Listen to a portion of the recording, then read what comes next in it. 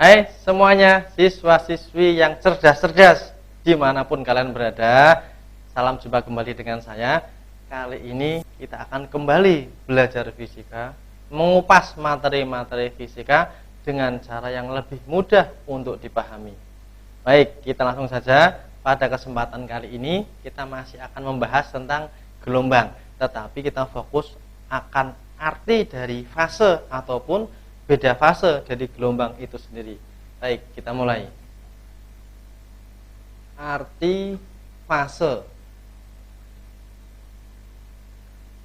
gelombang itu ya. Arti fase gelombang.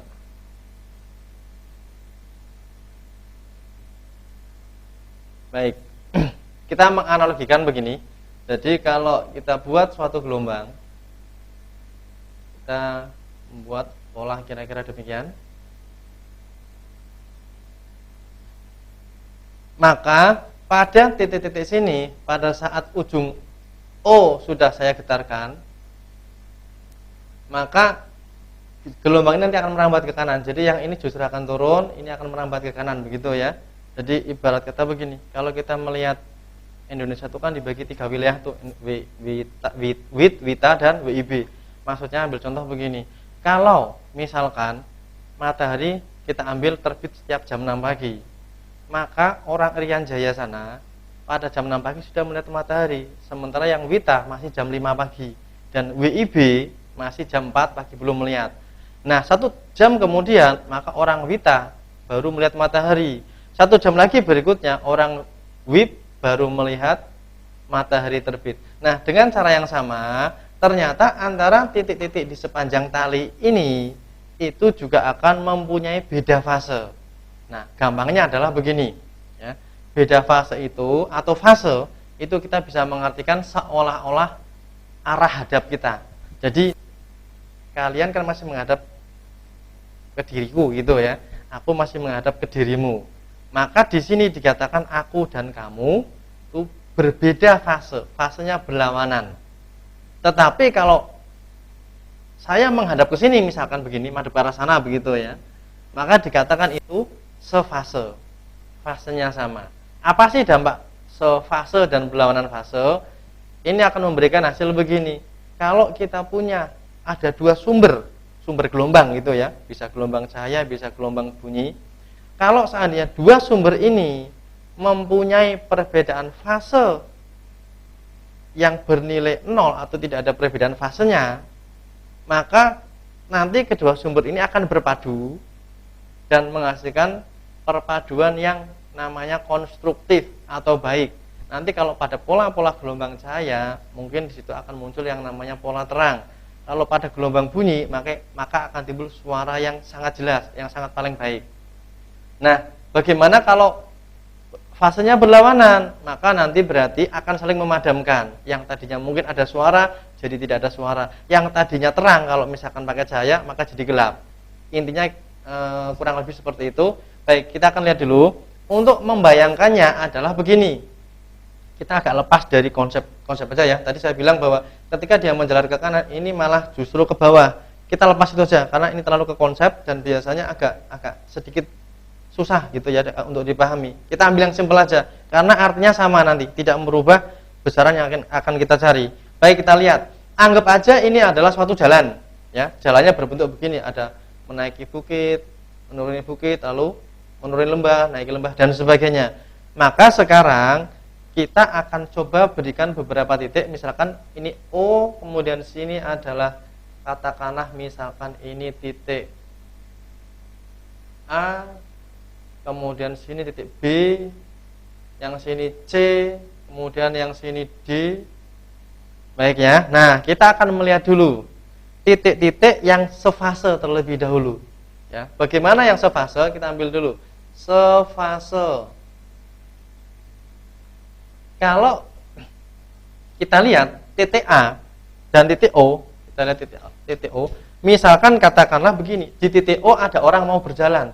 Maka karena jalannya naik, maka orang di O akan kemana? Akan naik. Begitu ya. Nah, yang di titik A bagaimana? Orang ini akan turun, dia nggak bisa naik, nggak ada jalan naik. Sementara yang di B akan naik, yang di C akan turun, yang di D akan naik, dan seterusnya. Baik, arti dari sefase tadi saya katakan adalah seolah-olah seperti arah hadap. Jadi dalam hal ini yang sefase dengan titik O siapa berarti? Titik O masih ke atas, berarti titik B. Kemudian titik siapa? Titik D, dan seterusnya. Baik, kita coba ambil dulu. Yang sefase di sini adalah kalau kita ambil titik O, itu O dengan siapa? O dengan B. Kalau saya ambil lagi O dengan siapa lagi di sini? Berarti O dengan D. Jelas ya? Coba saya ambil. Kalau saya ambilnya yang titik A, startnya dari titik A. Kita ambil A, siapa yang sefase dengan A? Sehadap dengan A. Tentunya adalah titik C. Kemudian siapa lagi? Kurang ya, tambahi sedikit biar menjadi indah. Nah, misalkan begini, di sini kita namakan sebagai titik E misalkan. Maka titik E di sini arahnya kemana? Arahnya adalah turun ke bawah. Baik.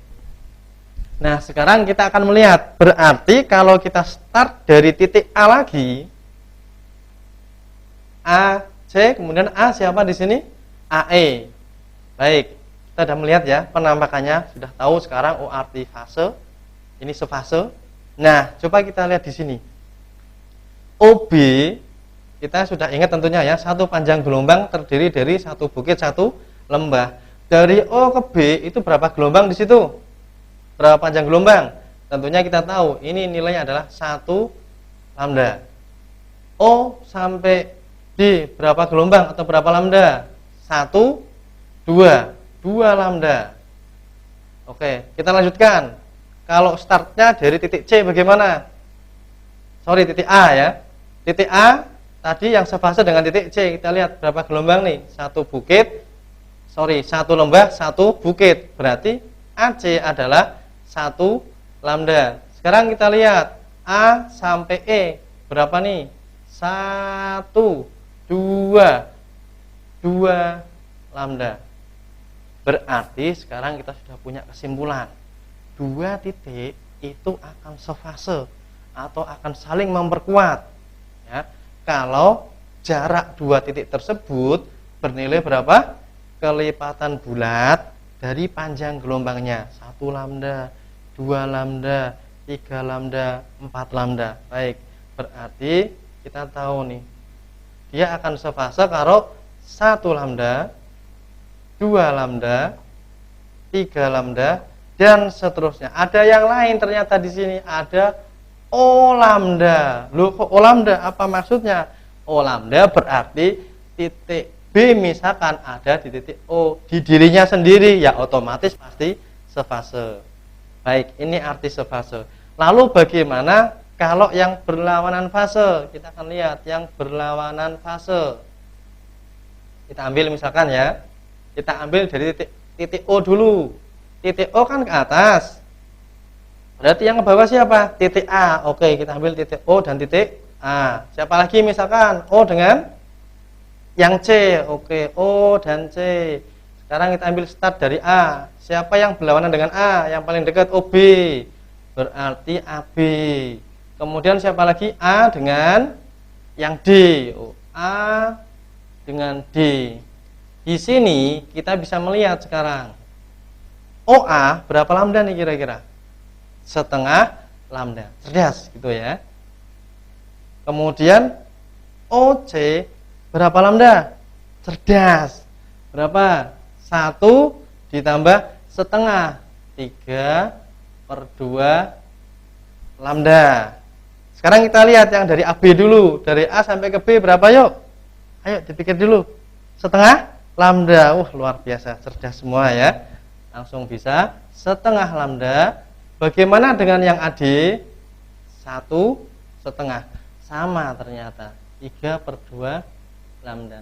Maka dari sini kita bisa menyimpulkan ternyata dua titik itu akan menghasilkan fase yang berlawanan ya, atau namanya adalah perpaduan destruktif atau interferensi destruktif juga bisa. Jadi saling melemahkan jika jarak dua titik tersebut adalah berapa yuk? Setengah lambda. Berapa lagi? 3/2 lambda. Berapa lagi? 5/2 lambda. dan seterusnya. Jadi nilainya adalah kalau setiap beda fasenya bernilai kelipatan setengah dari panjang gelombangnya, maka itu akan menghasilkan pola perpaduan gelombang yang sangat lemah atau namanya destruktif. Maka secara umum dari sini kita bisa mengatakan seolah-olah beda fase gelombang bisa dinyatakan dengan misalkan delta V. Itu nilainya adalah delta X dibagi lambda. Dengan delta V di sini kita sebut beda fasenya tadi bisa bernilai 0, 1, 2, 3, 4 dan seterusnya. Kalau dia sefase, lihat nih, 0 lambda, 1 lambda, 2 lambda. Kalau kita mau berlawanan fase tinggal setengah kali lambda, 1/2 kali lambda dan seterusnya.